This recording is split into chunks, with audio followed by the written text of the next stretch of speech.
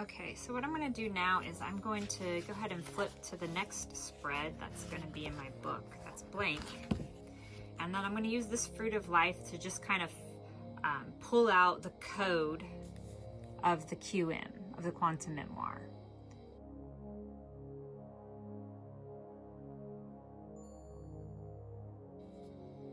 So we have this purpose in the center.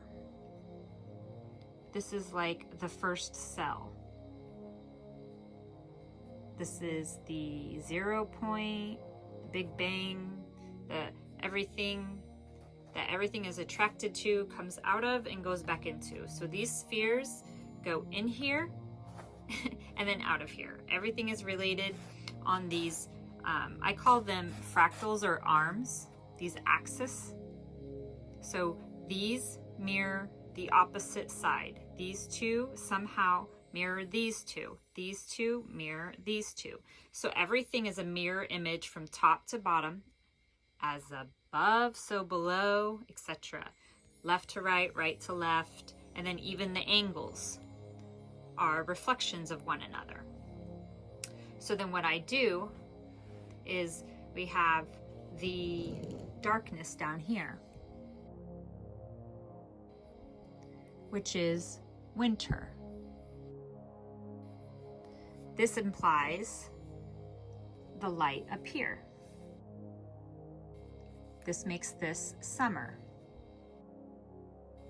So then when I decided to come up with the Quantum Memoir, like the direction of the flow, I looked up counterclockwise and clockwise, and they're not really so much indicative of being a true thing. I took all sorts of information in, and I personally felt that I needed to come what people call counterclockwise. So I needed to start from the bottom and then come up and around. So then what I did is I have this line here. So this is something that I haven't been really able to express to others, is that right here in the center of my pattern, the Fruit of Life pattern that I use for the Quantum Memoir, there's this imaginary line. And right here would be spring. And then that makes this autumn or fall. I actually like the word fall, so I use fall. So this becomes, this branch or fractal kind of becomes a combination of winter and spring. So instead of having 4 seasons, in essence, I have 6 seasons, because I have winter, and then I have a combination of winter, spring, and then a combination of spring, summer. Then I have summer. Then I have a combination of summer, fall, fall, winter, and then winter.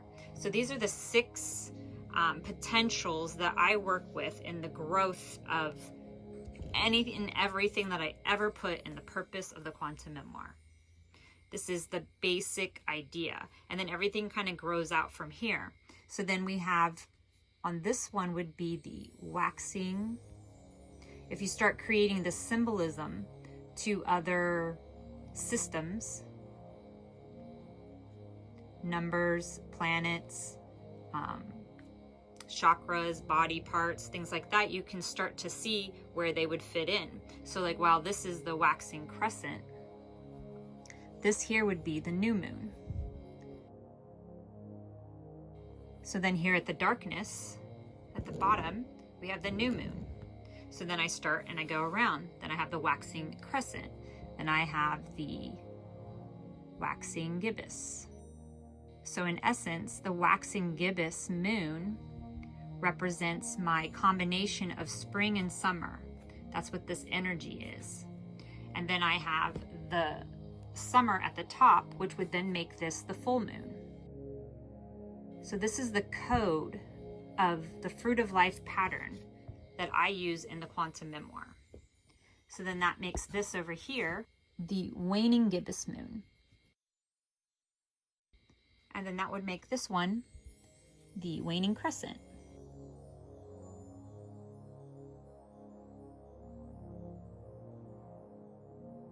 Squeeze it in there. Okay. So now you start to see more of the code or the pattern emerge from this form, this thought form that I use. Let's see what else we have. So then I have chakras that I go through here. I put the crown chakra here in the center, in the purpose. And then my root chakra goes here. Let's see, let's put them on the top. So the root chakra, then we have the sacral chakra.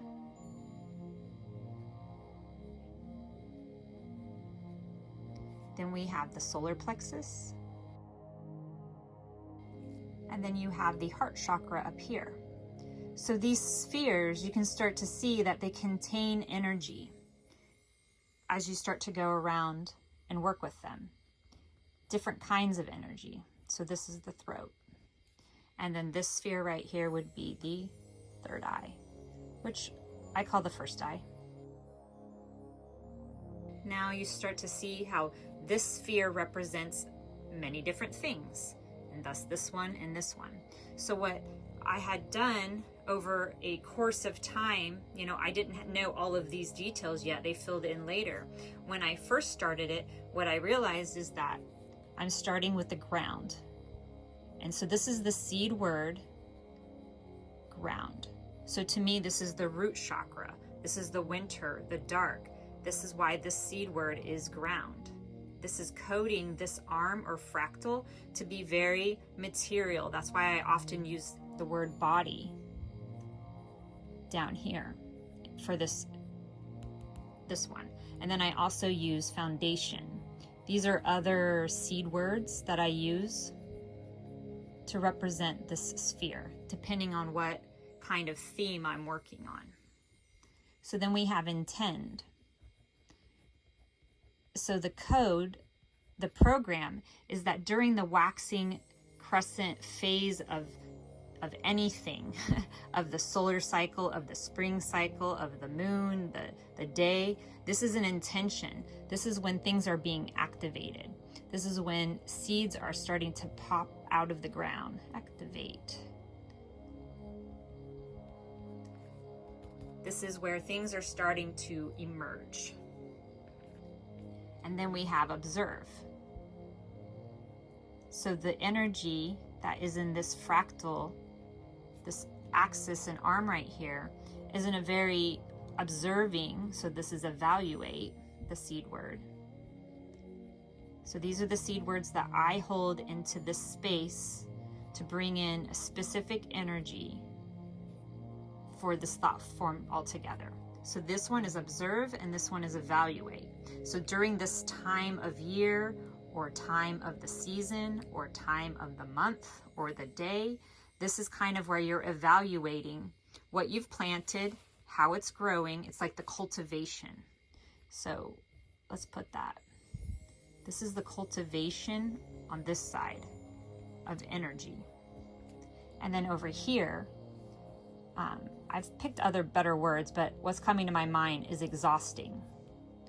This is where you're exhausting the energy. You're putting it out. So you're cultivating it here, and then at the full moon, you start exhausting it and expressing it. So then this sphere right here, we're coming up to the top axis. We have connect. This is where you're connecting to the outside world, like others, other people and places. This is where your heart chakra is. This is the full moon. This is summer. And so a word that I use to represent a seed word for here would be abundance. And then we have express. So now we're on this side of the up and down axis, the vertical axis. Express. Now we're exhausting energy. We're expressing things. And the outer seed word I call trust.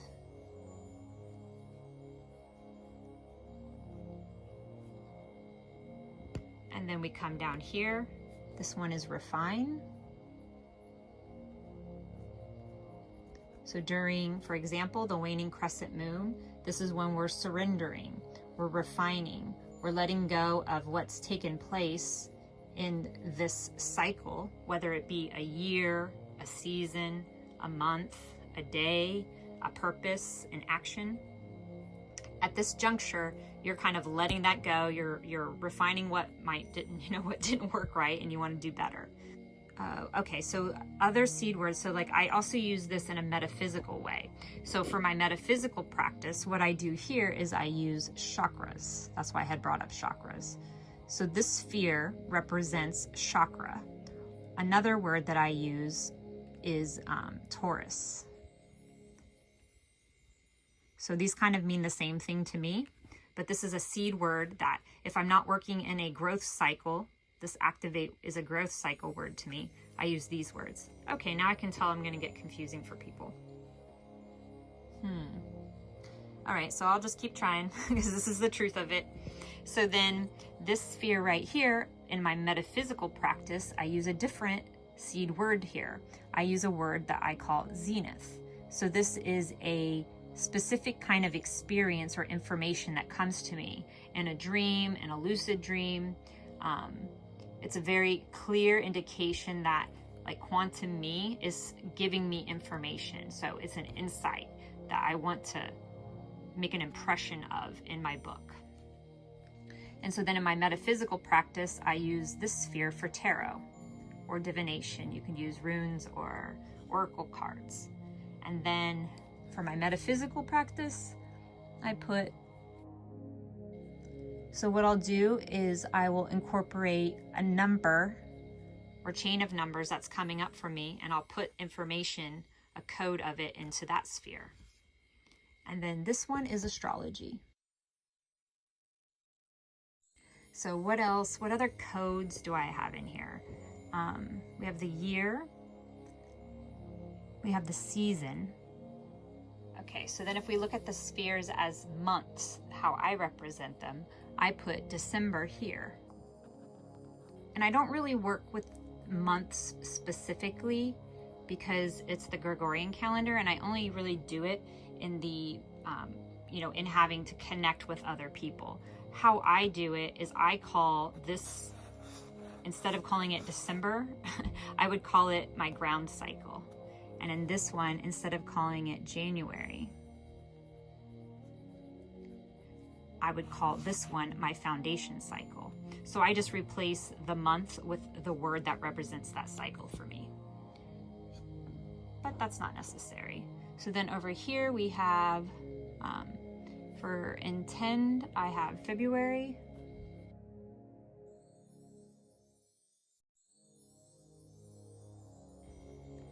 And that puts July up here. So you'll notice then that this would be the summer solstice. And then that would make this one down here the time of the winter solstice. And then of course this would make spring equinox here, what we just had, and fall equinox over here. So what I was doing was the months. So then we go back over to the express sphere. We have August.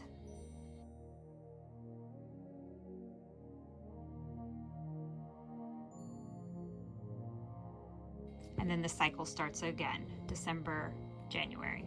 So when I start my new year, I start it in December.